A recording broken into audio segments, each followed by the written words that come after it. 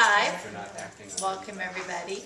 Our tickets aren't getting as high as they used to be, so I think people need some focus and probably I think pounds don't come off at the last couple, hard ones. Just stay focused. So today Jim is presenting Overcoming Exercise Barriers, getting us to the gym, right? We're out doing things anyway.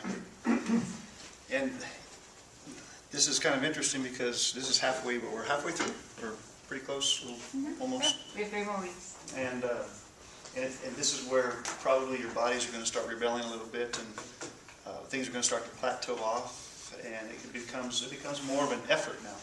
And that and then you're going to obviously have to overcome some other barriers, not just exercise barriers, and so now it's going to have to focus and say, how important is this to me really, and can I keep doing this for an extended period of time, or are you just doing it for a certain purpose, or like we talked about last week, are you doing it for a lifestyle change? And I always like to try to remind people that you really didn't put on those pounds in 8 weeks. Right? You probably, or 10 weeks, you probably put them on over the course of 2, 3, 4, or 5 years. And so don't beat yourself up or get disappointed. Just keep at it.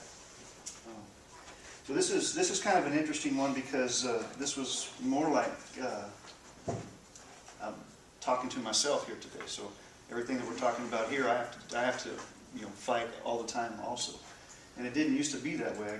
I grew up in a physical education type of environment within the university, had all that stuff right there all the time, had no responsibilities, and so as soon as class was over, we could always go exercise and do things and compete in triathlons and have fun doing that.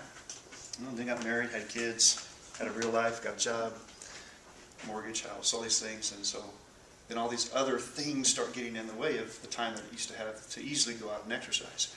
And then my job was on the other side of the university, not within the workout area, so I had to then leave the office and walk all the way over there, change, and then get dressed and go back and look somewhat presentable for the rest of the day.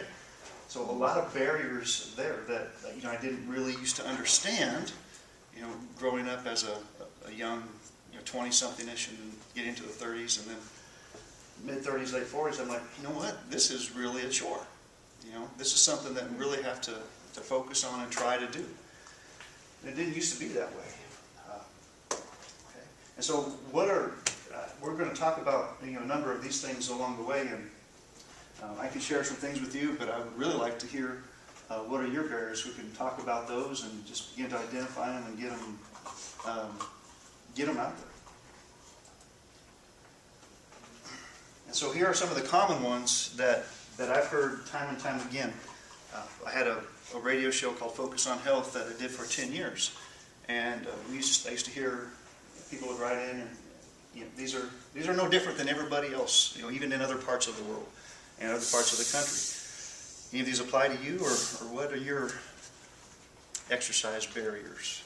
All of the above. All of the above. All of the above. Yes. It's true. You can probably find certain times, throughout all of these, when it's been a barrier or multiple barriers have prevented you from doing something. I think one thing that helps me, and this drives my wife crazy, but I really don't make plans, because every time that I do make plans, they get changed. And so I'm like, this is futile. I don't want to do this anymore. And she's a very plan-oriented person, and stick to the plan or the world's going to fall down. So we get things done together. But I find that if I don't plan exercise or activity throughout the day, that it's just not going to happen at all, because all these things keep coming on and on and on and on. And so what do you do to kind of overcome some of these? Well, because I've been running mileage a lot more every other day for my training, I am a lot more tired when I go to bed and when I wake up.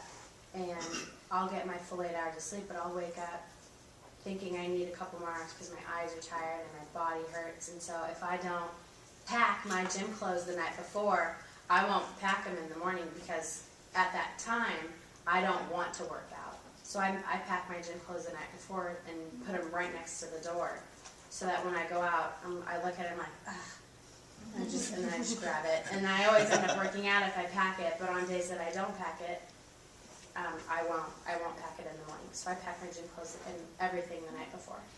Good idea. I Because have to do that also. one of the things I wrote in that chart that prevent me from exercising is soreness. Because, you know, I still think that I'm much younger than I am, and I go back in and try to do those same things, and the next day I go, oh man, what did I do? You know. But how do you feel after? Oh, I feel great. I'm happy that I got done. Every time I run, I have to challenge myself more because, I could have put that elevation higher, or because it's not that I want to increase my speed, but just getting used to it and finding that pace that I like for long distance. And so now I'm increasing my elevation, and that's making me more tired. So it's definitely circular. One thing I do want to put out there is related to exercise, and sometimes I'll see this is that individuals will start increasing the amount of exercise that they do, and they increase it too rapidly, and then they either get to the point where they're too sore, they're too tired, and then they get an overuse injury. And so what I like to recommend is that, you know, no more than 10% every 2 weeks. You know, let your body adapt. And if you find that you are still really tired and that it's really struggling to get the work out, you're just not feeling it, hey, that's a day off. You know, just walk away. Because your body is trying to tell you that, you know, I'm doing too much. And when you get to that point, that's when injuries start to occur. Then you're looking at 3 to 6 weeks of trying to recover from that injury, and that sets you back quite a bit too, you know, versus taking 1 or 2 days off. So kind of keep that in mind too. Anything else? I wouldn't say that I have no support network, but I have a support network that sabotages. You have an anti-support network, huh? Most of the time, you know, let's go work out, you know, let's do this together, and then when the day and time comes, oh, can't do it. I'm too sore, I have plans, I have a client to see, or I come home and there's boxes of things that shouldn't be eaten. Yep. And I've, I don't know, maybe it's just me personally, but I've found support networks don't really help. It comes from right here, you know, well, right here actually. And that I've got to want to do it regardless of what everybody else is doing. And so, yeah, I'm going to go. You know, if you guys aren't going, okay, but I'm going.